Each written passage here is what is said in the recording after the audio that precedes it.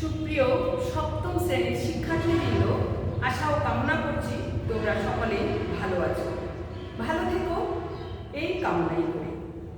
চলো আমরা মূল ক্লাসে চলে যাই। আচ্ছা, তোমরা কেউ কি বলতে পারবে মরুভাস্কর মানে কি? অনেকেই জানো, আমি জানি তোমরা অনেকেই জানো। মরুভাস্কর মানে হলো মরুভূমির সূর্য। তাহলে এসো আজ আমরা পড়ব মরুভাস্কর মানে মরুভূমির সূর্য, মরুভূমির সূর্য। তাহলে আমরা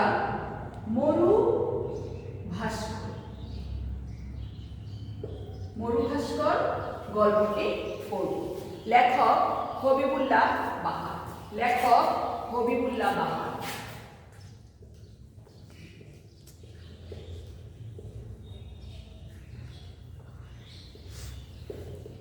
লেখক হবিবুল্লাহ বাহার।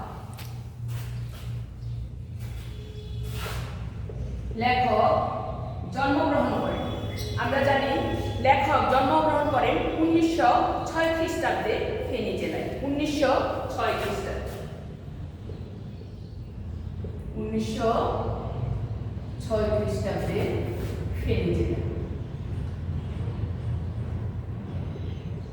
ফেনী জেলায় জন্মগ্রহণ করেন। কোথায়? ফেনী জেলায়। লেখক মৃত্যুবরণ করেন। লেখক মৃত্যুবরণ করেন 1966 খ্রিস্টাব্দের 15 এপ্রিল। 66 খ্রিস্টাব্দে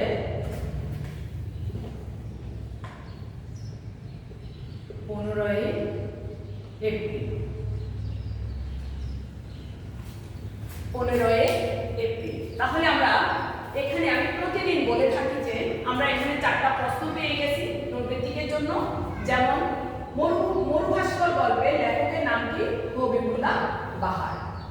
2 নম্বর প্রশ্ন হতে পারে হবিবুল্লাহ বাহার রচিত গল্পের নাম কি? মরুভাস্কর। তাহলে আমরা 2টা প্রশ্ন এখানে পেয়ে গেলাম। 3 নম্বর প্রশ্ন, হবিবুল্লাহ বাহার কত খ্রিস্টাব্দে জন্মগ্রহণ করেন? 1906 খ্রিস্টাব্দে। হবিবুল্লাহ বাহার কত খ্রিস্টাব্দে মৃত্যুবরণ করেন? 1966 খ্রিস্টাব্দে। এভাবে করে আমরা 4টা প্রশ্ন পেয়ে গেছি। আশা করছি সকল শিক্ষার্থীবৃন্দ এগুলো খাতায় নোট করে নেবে।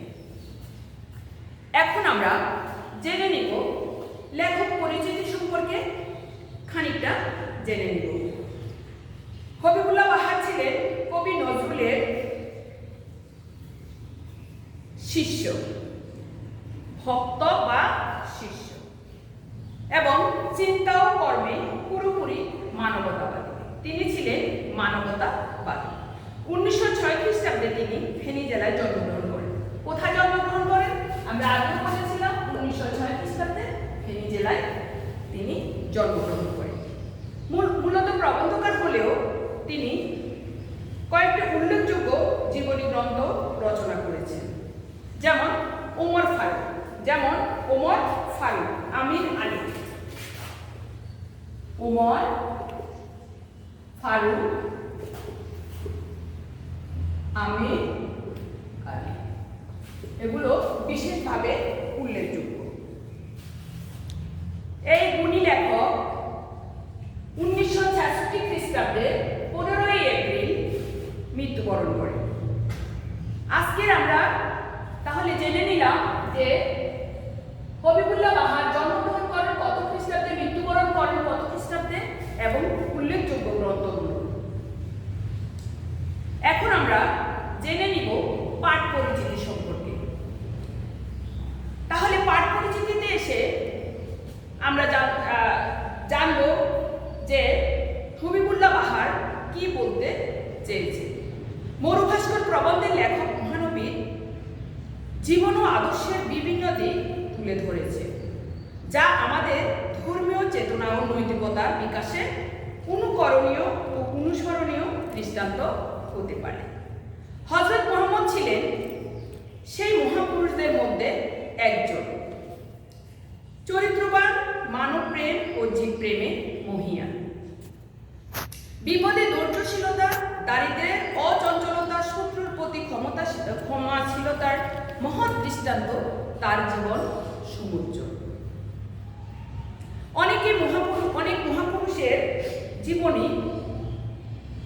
থেকে আমরা অনেক কিছু শিখতে পেরেছি।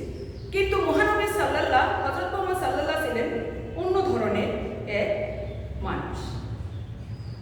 অনেক মহাপুরুষের জীবন প্রকৃত তথ্যের চেয়েও কাল্পনিক নানা তথ্যে ভরা, কিন্তু হযরত মুহাম্মদ সাল্লাল্লাহু জীবনে যত তথ্য পাওয়া যায় সবই ঐতিহাসিক সত্য হিসেবে স্বীকৃত।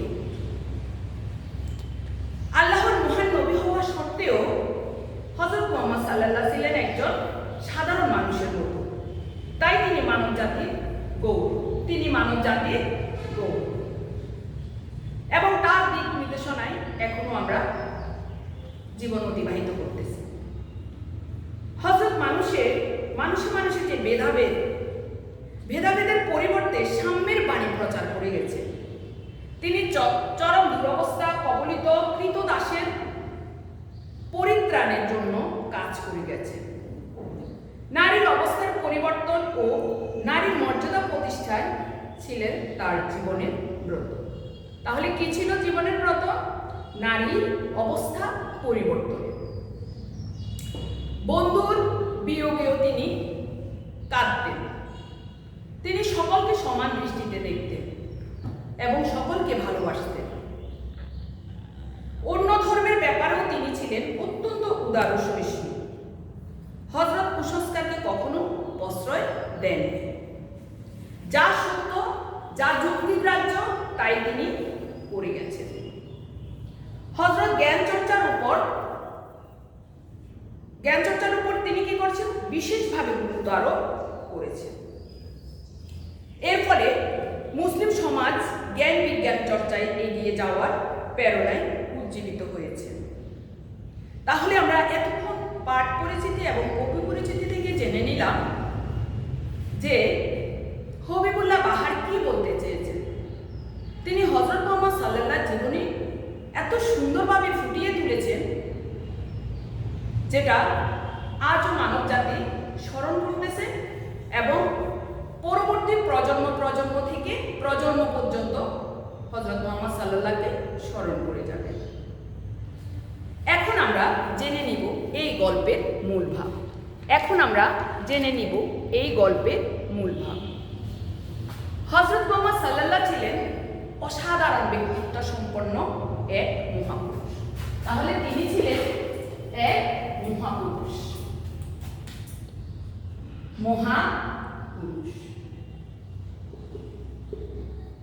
তিনি ছিলেন এক অসাধারণ ব্যক্তিত্ব সম্পন্ন মহাপুরুষ। আরবের লোকের স্মৃতিশক্তি ছিল অসাধারণ। বিরাট বিরাট কাব্যগ্রন্থ সহজেই তারা মুখস্থ করে ফেলতেন।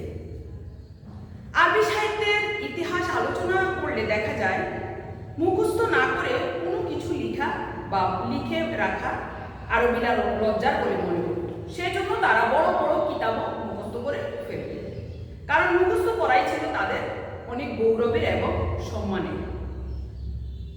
সাহাবীরা এবং অন্যান্য হাদিসজ্ঞরা অনেকেই হাজার হাজার হাদিস মুখস্থ করে রাখতেন। 63 বছরে ক্ষুদ্র পরিসর জীবনে হযরতকে কত পরিবর্তনের সম্মুখীন হতে হয়েছে দেখলে অবাক হয়ে যেতেন। তিনি ছিলেন এতিম। তিনি হয়েছিলেন সারা আরব ভূমির অবিসংবাদিত নেতা। হযরত যখন মদিনার অধিনায়ক, তখন তার ঘরের আসবাবপত্র কিছুই ছিল না। কি ছিল? একখানা খেজুর পাতার বিছানা আর একটি পানির সুরাই। তিনি ইচ্ছে করলে অনেক শান শকতে থাকতে পারতেন, কিন্তু তিনি ছিলেন না, কারণ তিনি হলেন আল্লাহর দূত। তিনি হলেন কি? আল্লাহর দূত। তিনি পৃথিবীতে এসেছেন শুধু মানব কল্যাণের জন্য, মানুষকে বোঝানোর জন্য, যে হিংসা বিদ্বেষ ভুলে সবাই যেন এক হয়ে থাকতে পারে, সেই জন্য তিনি পৃথিবীতে এসেছেন। তিনি কোনো শান শওকত করার জন্য আসেননি। অনেকদিন তাকে অনাহারে থাকতে হতো এবং অনেক সময় উনুন জ্বলত না। উনুন অর্থ চুলা।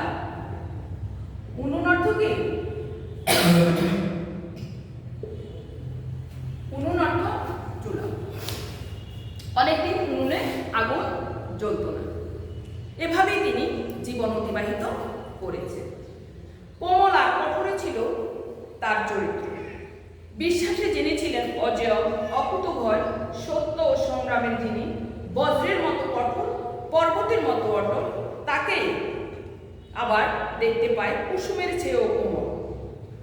তার দাইমার নাম ছিল হালিমা। তার দাইমার নাম কি ছিল? হালিমা। তিনি হালিমাকে খুব ভালোবাসতেন এবং প্রায়ই তিনি মা মা বলে ডাকতেন। তিনি হালিমার খুব বিশ্বস্ত লোক ছিলেন। হালিমা তাকে নিজ স্নেহে বড় করেছে। তাহলে আমরা এতক্ষণ জেনে নিলাম এই গল্পে পাঠ পরিচিতি। তাহলে আমরা এই গল্প থেকে কি জানলাম? পাঠ পরিচিতি জানলাম, পাঠ পরিচিতি।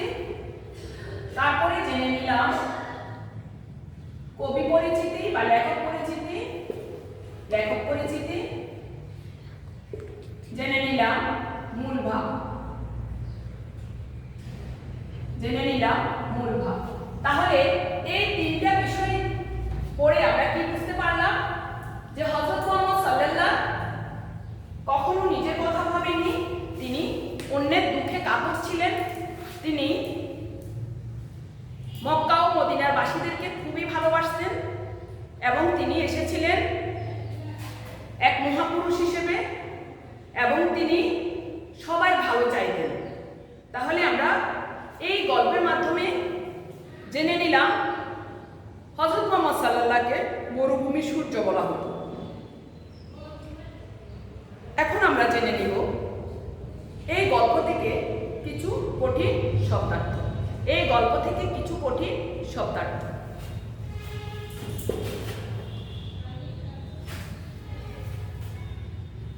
শব্দার্থ, কিছু কঠিন শব্দার্থ।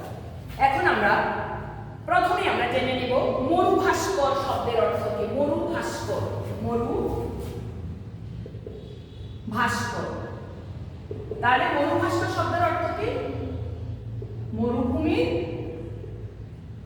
সূর্য, মরুভূমির সূর্য।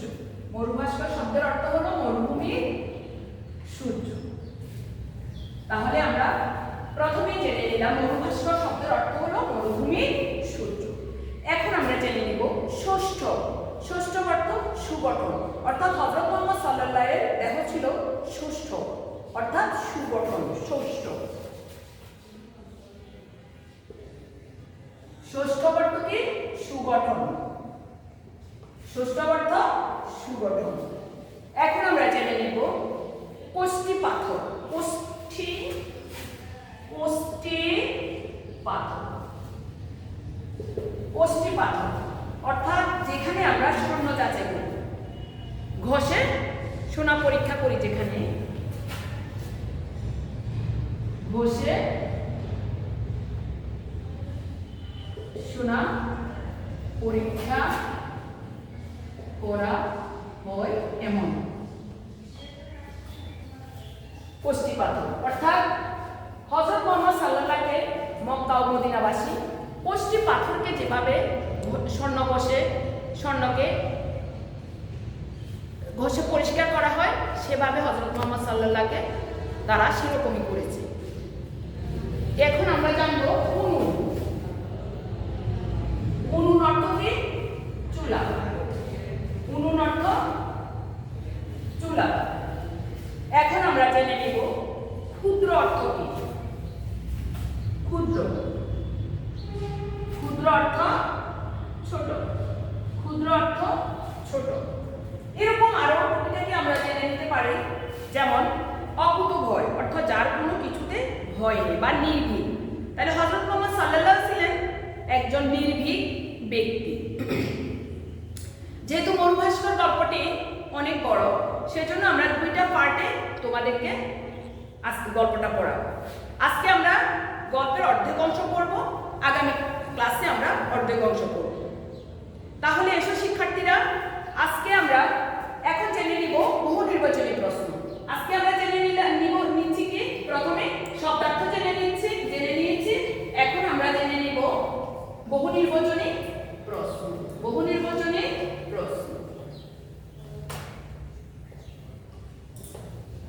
এখন আমরা কিছু বহু নির্বাচনী প্রশ্নের ধরন তোমাদেরকে বুঝিয়ে দিব। বহু নির্বাচনী,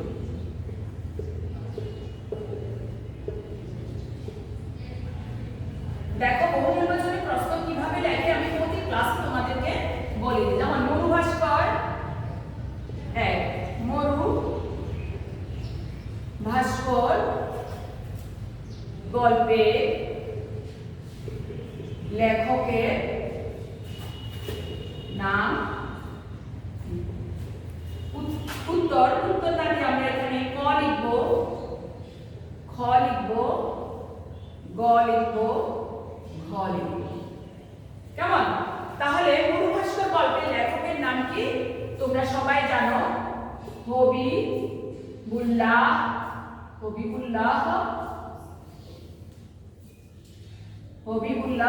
বাহার। এখন এখানে আমি আরেকটা নাম লিখব, এখানে একটা নাম লিখব, এখানে সবগুলা ক্রস অর্থাৎ সবগুলা ভুল। তাহলে সঠিক হবে কোনটি? হবিবুল্লাহ বাহার। এখানে আমরা কালো বলপয়ের কলম দিয়ে বৃত্তটি এত সুন্দর করে ভরাট করব যেন বৃত্তের কোনো অংশ না দেখা যায়। কেমন? তাহলে আমরা জেনে নিব এটাই সঠিক। তাহলে এইভাবে বহু নির্বাচনী প্রশ্ন তৈরি করা। আমি তোমাদেরকে গত ক্লাসেও এভাবে বহু নির্বাচনী প্রশ্ন দেখিয়ে দিয়েছি। এখন আমরা 2 নম্বর গল্পের 2 নম্বর প্রশ্নে চলে যাব। 2 নম্বর প্রশ্ন। এখন 2 নম্বর প্রশ্ন আমরা কি দিতে পারি? হবিবুল্লাহ বাহার রচিত গল্পের নাম কি?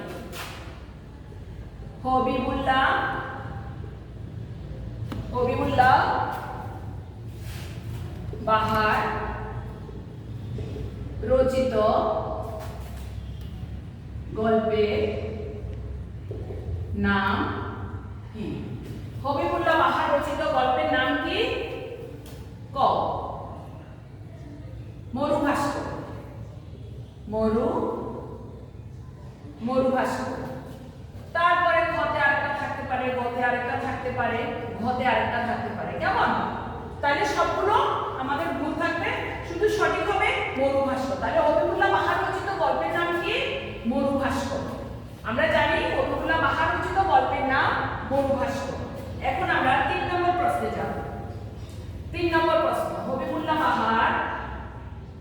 হবিবুল্লাহ বাহার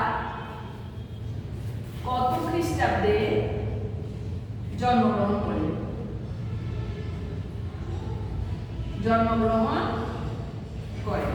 আমরা সকলেই জানি উত্তরটা কি। কত সালে জন্মগ্রহণ করেন? 1906 খ্রিস্টাব্দে। 1906 খ্রিস্টাব্দে। কত খ্রিস্টাব্দে জন্মগ্রহণ করেন? 1906 খ্রিস্টাব্দে। 1906 খ্রিস্টাব্দে। 1906 খ্রিস্টাব্দে। আশা করি শিক্ষার্থীরা তোমরা খাতায় এগুলো নোট করতেছো। হ্যাঁ, হবিবুল্লাহ বাহার কত খ্রিস্টাব্দে মৃত্যুবরণ করেন? হবিবুল্লাহ বাহার কত খ্রিস্টাব্দে মৃত্যুবরণ করেন? উত্তর বলো তোমরা, কত খ্রিস্টাব্দে মৃত্যুবরণ করেন? 1966 খ্রিস্টাব্দে। কেমন? তাহলে আমরা এখান থেকে 4টা প্রশ্ন জেনে নিলাম। এখন আমরা জানবো মরু ভাস্কর শব্দের অর্থ কি। তাহলে আমরা মুছে দিচ্ছি। এখন মুছে আমরা 5 নম্বর প্রশ্নটা দেখব। কি দেখব? মরু ভাস্কর শব্দের অর্থ কি? মরু ভাস্কর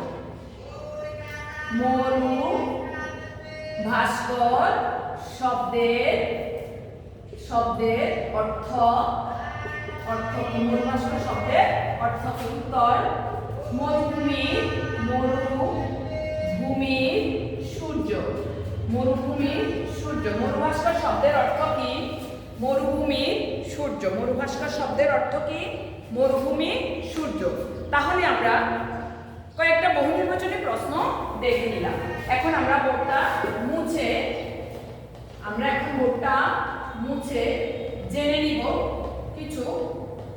জ্ঞানমূলক প্রশ্ন, কিছু জ্ঞানমূলক প্রশ্ন। হযরত মুহাম্মদ সাল্লাল্লাহ কোন ধর্মের প্রবর্তক ছিলেন? হযরত মুহাম্মদ সাল্লাল্লাহ কোন ধর্মের প্রবর্তক ছিলেন? উত্তরটা নিশ্চয়ই তোমরা জানো, ইসলাম ধর্মের প্রবর্তক ছিলেন। হযরতের চরিত্রে কিসের মিল পাওয়া গেছে? হযরত মুহাম্মদ সাল্লাল্লাহর চরিত্রে কোন ধরনের মিল পাওয়া গেছে? কোমল ও কঠোর, কোমল ও কঠোর। তিনি কোনো কোনো সময় কুসুমের মতো কোমল হয়ে যেতেন, আবার কোনো কোনো সময় বজ্রের মতো কঠিন হয়ে যেতেন। কেমন? তাহলে হযরত মুহাম্মদ কত বছর বেঁচে ছিলেন? হযরত মুহাম্মদ কত বছর বেঁচে ছিলেন? তোমরা সকলেই নিশ্চয়ই জানো। কত বছর? হযরত মুহাম্মদ সাল্লাল্লাহ কত বছর বেঁচে ছিলেন? কত বছর বেঁচে ছিলেন? তোমরা নিশ্চয় জানো কত বছর তিনি বেঁচে ছিলেন? 63 বছর। 63 বছর তিনি 63 বছর বেঁচে ছিলেন।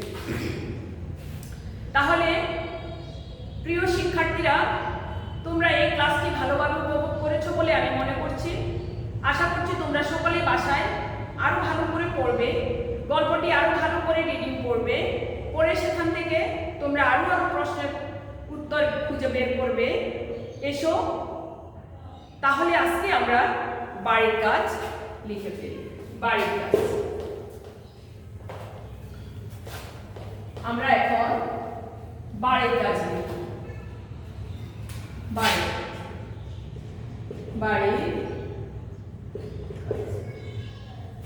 আমরা বাড়ির কাজ লিখব। লিখো, এদের জ্ঞান দাও প্রভু, এদের ক্ষমা করো। এদের জ্ঞান দাও প্রভু, এদের ক্ষমা করো। এই কথা দ্বারা হযরত মুহাম্মদ সাল্লাল্লাহ কি বলতে চেয়েছেন?